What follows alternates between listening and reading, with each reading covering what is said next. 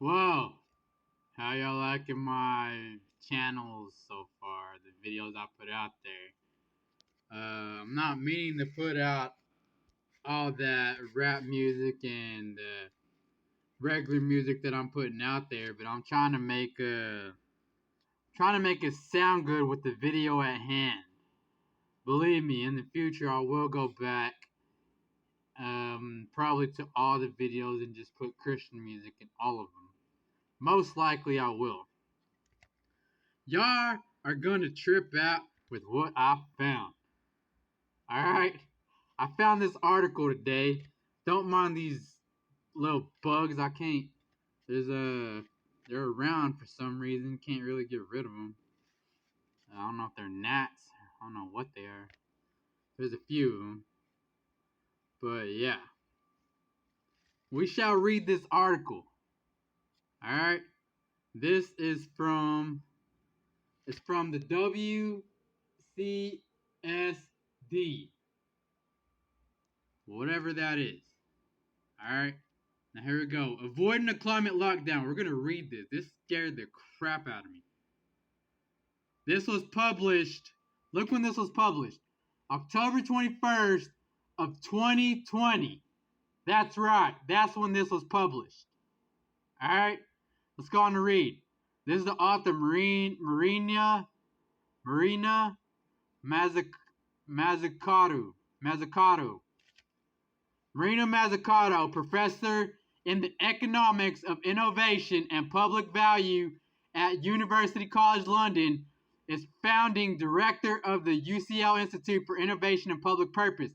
She is the author of The Value of Everything Making and Taking in the Global Economy, The Entrepreneurial State, Debunking Public versus Private Sector Myths, and most recently, Mission Economy at Moonshot Guide to Changing Capitalism. It goes on to read, as COVID-19 spread earlier this year, governments introduced lockdown in order to prevent a public health emergency from spinning out of control in the near future. The world may need to resort to lockdowns again. You read that? The world may need to resort to lockdowns again. This time to tackle climate emergency. My bad. Tackle climate emergency. I don't even know why I said energy. Shifting article ice, raging wildfires in western U.S. states and elsewhere. You heard that? Shifting ice, raging wildfires in western U.S. states and elsewhere. And methane leaks. What's going on in Canada? Fires. Methane leaks. There's fires all over the world right now. In North Sea are all warning signs that we are approaching a tipping point on climate change when protecting the future of civilization will require dramatic interventions. Under a climate lockdown, this is where it tripped me out.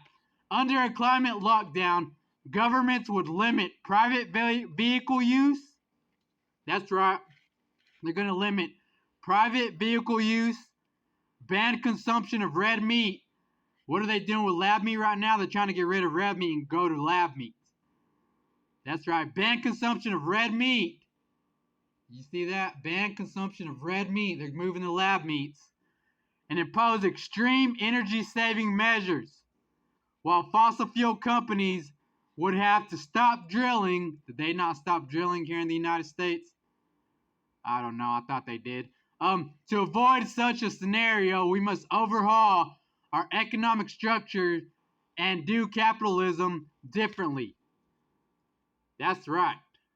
Many think of climate crisis as a distinct from the health and economic crisis caused by the pandemic, but the three crises, which is climate, health, economic, and their solutions are interconnected. That's right. Interconnected. Their solutions are interconnected. COVID-19 itself, a consequence of their environmental degradation, one recent study dubbed the disease of Anthropocene. Moreover, climate change will exacerbate the social and economic problems highlighted by the pandemic. These include governments' diminishing capacity to address public health crises. Did y'all read that again? These include governments' diminishing capacity to address public health crisis. That means they probably won't even address it. The private sector's limited ability to withstand sustained economic disruption and persuasive social inequality. These shortcomings reflect the distorted values underlining our priorities. For example, we demand the most from essential workers, including nurses, supermarket workers, and delivery drivers, while paying them the least. Did y'all read that? While paying them the least without fundamental change, climate change will worsen such problems. Climate change will worsen such problems. The climate crisis is also a public health crisis. Global warming will cause drinking water to degrade and enable pollution linked respiratory diseases to thrive. According to some projections, 3.5 billion people globally will live unbearable heat by 2070.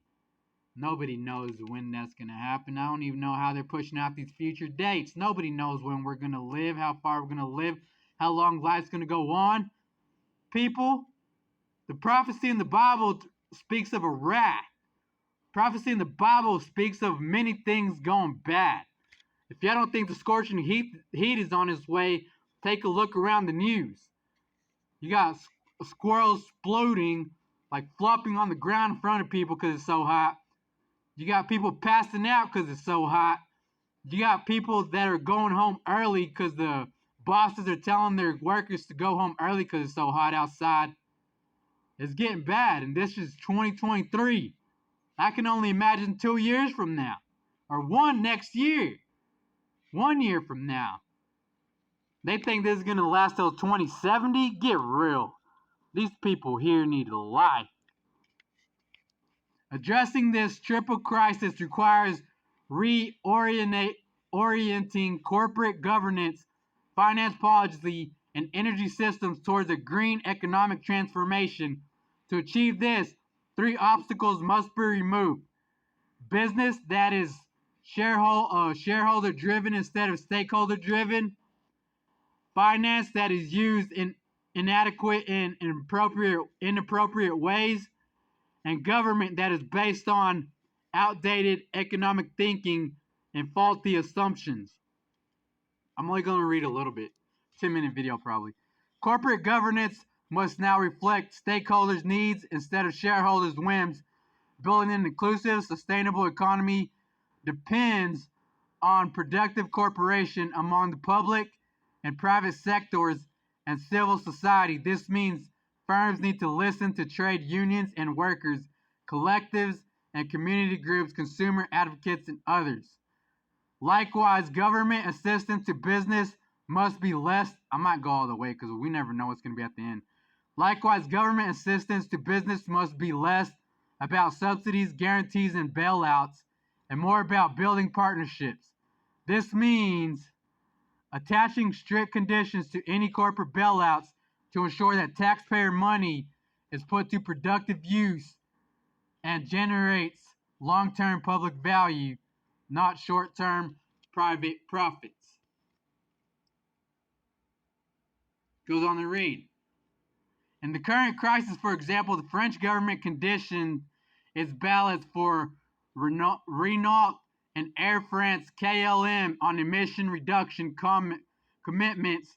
France, Belgium, Denmark, Poland denied state aid to any company domiciled in European Union designated tax haven and barred large recipients from paying dividends or buying back their own shares until 2021.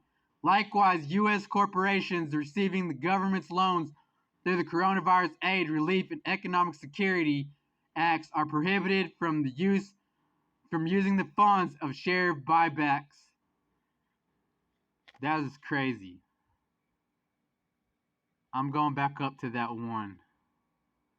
That one right here. And then I'm going to go back down and see if there's anything else.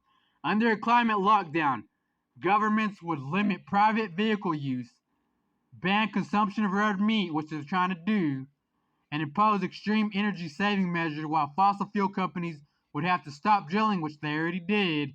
To avoid such a scenario, we must overhaul our economic structures and do capitalism differently. That is insane. This was in 2022 whenever it was written, people. 2022, this article was written.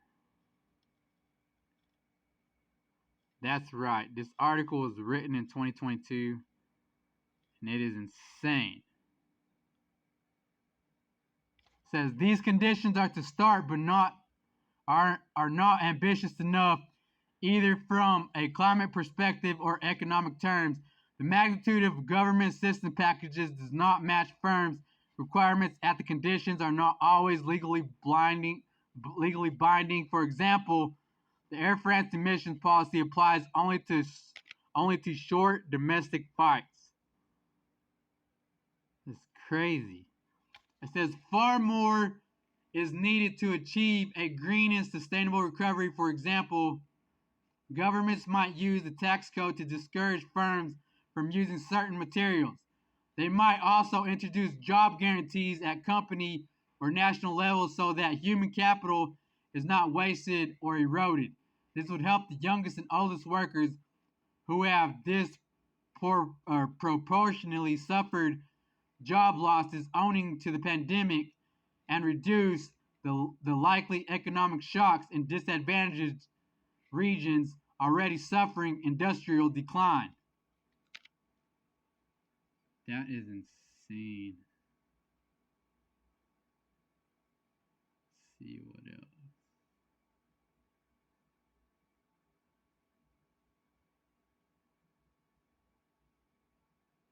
See, some governments have already launched sustainable growth initiatives. New Zealand has developed a budget based on well being metrics rather than GDP to align public spending broader objectives, while Scotland has established the mission oriented Scottish National Investment Bank. Whoa.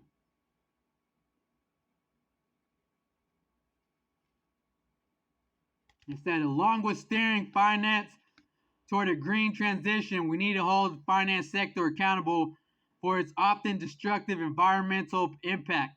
The Dutch Central Bank estimates that Dutch financial institutions' biodiversity footprint represents a loss of over 58,000 square kilometers of pristine nature, an area of 1.4 times larger than the Netherlands.